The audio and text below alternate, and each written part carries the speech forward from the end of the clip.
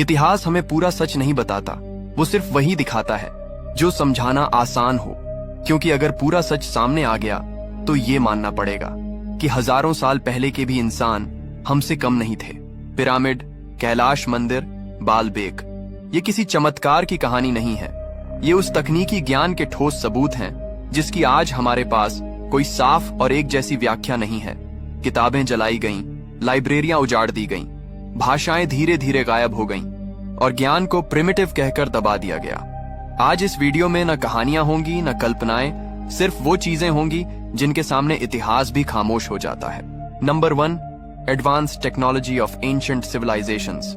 जरा एक पल के लिए वो तस्वीर अपने दिमाग में बनाइए। रेगिस्तान की तपती रेत, न कोई क्रेन, न कोई मशीन, न बिजली, और उसी वीरान जमीन पर खड़े हो जाते हैं ऐसे पिरामिड जिनकी ज्यामिति आज के सुपर कंप्यूटर भी बिना गलती के दोहराने में हिचकिचाते हैं। हमें बचपन से यही सिखाया गया कि हजारों साल पहले इंसान बेहद पिछड़ा हुआ था। लेकिन अगर इंसान सच में इतना ही पिछड़ा था तो फिर मिस्र के पिरामिड इतने परफेक्ट कोणों और सटीक माप के साथ कैसे बनाए गए? 70-80 टन वजन वाले पत्थर जिन्हें आज उठाने के लिए मल्टी एक्सल क्रेन्स चाहिए, वो बिना किसी आधुनिक मशीन के ऊपर तक कैसे पहुंचाए गए? और ये रहस्य सिर्फ मिस्र तक सीमित नहीं है। पेरू का माचू पिच्चू, जहां पत्थर ऐसे फिट किए गए हैं कि उनके बीच ब्लेड भी नहीं घुस सकता। भारत का कैलाश मंदिर, एक पूरा का पूरा मंदिर जो पहाड़ को ऊपर से नीचे काट कर बनाया गया, बिना किसी ड्राइंग या ब्लूप्रिंट के। लेबनान का बालबेक, जहां 1000 टन से भी ज्यादा वजन वाले पत्थर आज भी वैज्ञानिकों के लिए सवाल बने हुए हैं कि उन्हें हिलाया कैसे गया। आधुनिक इंजीनियर इन संरचनाओं को देखकर सिर पकड़ लेते हैं, क्योंकि आज हमारे पास मशीनें हैं, कंप्यूटर हैं, लेजर मापने के उपकरण हैं। फिर भी ऐसी परफेक्शन दोहराना आसान नहीं। लेकिन इतिहास की किताबें इस पूरे रहस्य को बस एक लाइन में निपटा देती हैं। सरल औजारों से निर्माण किया गया। कोई नहीं बताता कि वो औजार कैसे काम करते थे। कोई नहीं समझाता कि इतनी उन्नत गणना, ज्यामिति और स्ट्रक्चरल नॉलेज उस दौर में आया कहां से। तो सवाल ये नहीं है कि प्राचीन लोग क्या बना पाए, सवाल ये है कि उन्हें वो ज्ञान मिला कैसे और फिर वो ज्ञान गायब कहां हो गया। क्या वाकई औजार सरल थे या फिर इतिहास का वो अध्याय जो इंसानी सभ्यता की असली ऊंचाई दिखाता था, उसे जानबूझकर छोटा कर दिया गया। Number 2, destroyed libraries and lost knowledge. एक शहर जहां सवाल पूछना अपराध नहीं था, एक जगह जहां सोचने पर रोक नहीं थी, और एक इमारत जो सिर्फ किताबों से नहीं बल्कि इंसानी भविष्य से भरी हुई थी। यही थी अलेक्जेंड्रिया की महान लाइब्रेरी। इतिहास इसे एक साधारण पुस्तकालय कह देता है, लेकिन सच्चाई इससे कहीं ज्यादा बड़ी है। यहाँ सिर्फ कहानियां या दर्शन नहीं रखे गए थे, यहाँ गणित के ऐसे सूत्र थे जिनसे ब्रह्मांड को समझा जा सकता था। खगोल शास्त्र की वो जानकारी थी जिससे तारों की चाल और समय की गणना की जाती थी। चिकित्सा के ऐसे ग्रंथ थे जो आज की आधुनिक सर्जरी की नींव बन सकते थे। कई इतिहासकार मानते हैं कि यहाँ भविष्य से जुड़े कैलकुलेशन तक मौजूद थे। समुद्रों की धाराएं, मौसम के चक्र और शायद वो ज्ञान भी जो इंसान को प्रकृति के साथ लड़ने के बजाय उसे समझना सिखाता। और फिर एक दिन सब कुछ खामोशी में झलकर राख हो गया। कहा जाता है अगर अलेक्जेंड्रिया की लाइब्रेरी नष्ट नहीं होती तो इंसानी सभ्यता आज से कम 1000 साल आगे होती। हम डार्क एज में नहीं जाते, विज्ञान को दोबारा खोजने की जरूरत नहीं पड़ती। लेकिन असली सवाल यही है, क्या यह सिर्फ एक हादसा था या फिर यह तय किया गया था कि कुछ ज्ञान आम इंसानों तक नहीं पहुंचना चाहिए? क्योंकि अजीब बात यह है कि अलेक्जेंड्रिया अकेली नहीं थी। नालंदा, तक्षशिला, पर्सिया और माया सभ्यता की लाइब्रेरिया, हर जगह वही कहानी दोहराई जाती है। आग लगती है, आक्रमण होता है और किताबें गायब हो जाती हैं। तो क्या ये सिर्फ संयोग है या फिर इतिहास से बार बार वही चीज मिटाई गई जो इंसान को सवाल पूछने और सच तक पहुंचने की ताकत देती थी? शायद ज्ञान खोया नहीं, उसे जानबूझकर हमसे छुपा दिया गया। Number 3, lost languages. एक समय था जब पत्थर बोलते थे। मुद्राएं सिर्फ व्यापार नहीं बताती थीं, बल्कि सोच और नियम भी समझाती थीं। और चिन्ह सिर्फ निशान नहीं थे, वो पूरे समाज की आवाज हुआ करते थे। आज वही आवाजें खामोश हैं। सिंधु घाटी की लिपि हजारों मोहरों पर खुदी हुई, लेकिन एक भी पंक्ति आज तक सही तरह से पढ़ी नहीं जा सकी। लीनियर ए यूरोप की एक उन्नत सभ्यता की भाषा जो अचानक इतिहास से फिसल गई। रोंगो ईस्टर आइलैंड की लकड़ी की पट्टिकाएं जिन पर लिखा ज्ञान अब सिर्फ आकृतियों में कैद है। ये भाषाएं किसी एक व्यक्ति की नहीं थीं। पूरा समाज इन्हीं में सोचता था, इन्हीं में नियम बनते थे और इन्हीं में ज्ञान आगे बढ़ता था। जब कोई भाषा मरती है तो सिर्फ शब्द नहीं खोते, उसके साथ गणना की पद्धतियां, प्रकृति को समझने के तरीके, चिकित्सा का अनुभव और सामाजिक संतुलन भी खो जाता है। सभ्यता का पूरा ऑपरेटिंग सिस्टम बंद हो जाता है।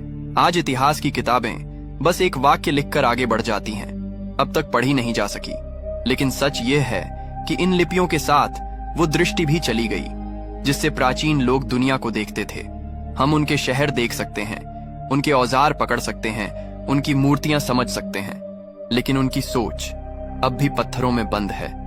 और शायद यही कारण है कि इतिहास हमें इमारतें दिखाता है, लेकिन उन इमारतों के पीछे का असली ज्ञान नहीं।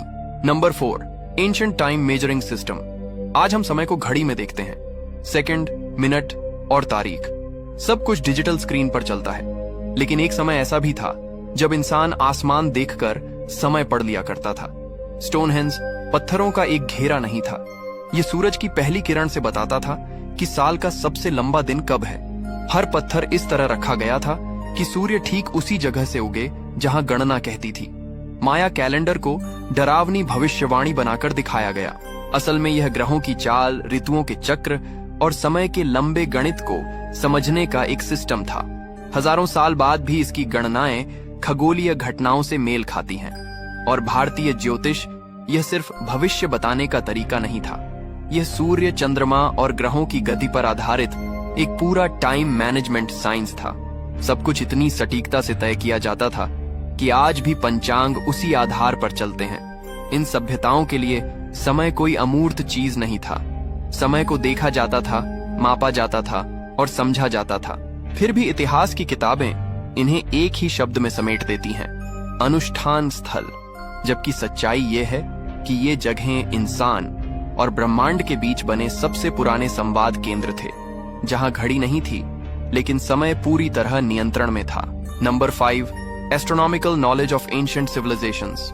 आज हम तारों को देखने के लिए टेलीस्कोप उठाते हैं, सैटेलाइट से नक्शे बनाते हैं और कंप्यूटर से ब्रह्मांड को समझते हैं।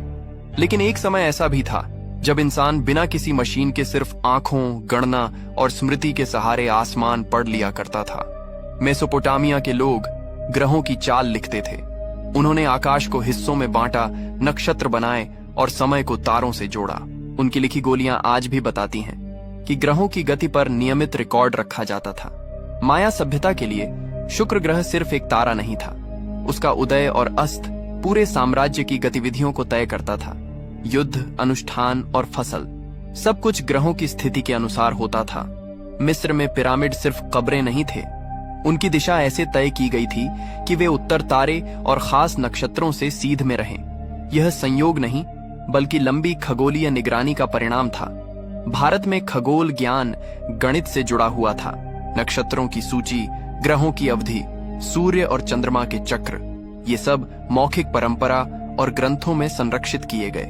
कई गणनाएं आज भी आधुनिक खगोल डेटा से मेल खाती हैं। इन सभ्यताओं ने आसमान को रहस्य नहीं बल्कि एक सिस्टम की तरह देखा। उन्होंने देखा कि ग्रह कैसे लौटते हैं, ऋतुएं कैसे बदलती हैं और समय कैसे घूमता है। ये ज्ञान सिर्फ पूजा के लिए नहीं था, यह कृषि, यात्रा, शासन और जीवन के संतुलन के लिए जरूरी था। फिर भी इतिहास अक्सर इसे एक शब्द में समेट देता है, आस्था। जबकि सच यह है कि प्राचीन सभ्यताओं ने आसमान को समझा था और उस समझ को जमीन पर जीवन से जोड़ दिया था। Number 6, the lost science of mapless navigation. जरा सोचिए, चारों तरफ अनंत समंदर, न कोई नक्शा, न दिशा बताने वाला कंपास, न आसमान से निगरानी करते सैटेलाइट। फिर भी हजारों साल पहले इंसान खुले समुद्र में निकल पड़ता था और सिर्फ किस्मत के भरोसे नहीं बल्कि पक्के ज्ञान के सहारे सही जगह तक पहुंच भी जाता था। पोलिनेशियन नाविकों के लिए समुद्र कोई खाली विस्तार नहीं था बल्कि एक जीवित मानचित्र था। रात के आसमान में हर तारे की एक तय जगह थी और हर तारे का एक मतलब। वे जानते थे कि कौन सा तारा किस दिशा में उगता है, किस कोण पर चलता है और कब डूबता है। यही तारे उनके लिए चलता फिरता कंपास थे। लेकिन कहानी सिर्फ सितारों तक सीमित नहीं थी। दिन के समय वे समुद्र की लहरों को पढ़ते थे। कौन सी लहर दूर के तूफान से आ रही है, कौन सी किसी अदृश्य द्वीप से टकराकर लौट रही है। हवा की आवाज, उसकी नमी, उसकी ठंडक, इन सब से वे अंदाजा लगा लेते थे कि जमीन कितनी दूर है। कई बार पक्षियों की उड़ान, बादलों की बनावट और पानी के रंग में हल्का सा बदलाव भी उन्हें सही दिशा बता देता था। इस पूरी प्रक्रिया को पोलिनेशियन लोग स्टार कंपास कहते थे। एक ऐसा मानसिक मानचित्र जो कागज पर नहीं बल्कि दिमाग में बना होता था। ये ज्ञान किताबों में नहीं लिखा जाता था, पीढ़ी दर पीढ़ी यादों, अभ्यास और अनुभव के जरिए आगे बढ़ता था। एक छोटी सी गलती सैकड़ों किलोमीटर भटका सकती थी। इसीलिए ये कला साधारण नाविक नहीं बल्कि प्रशिक्षित नेविगेटर ही सीख पाते थे।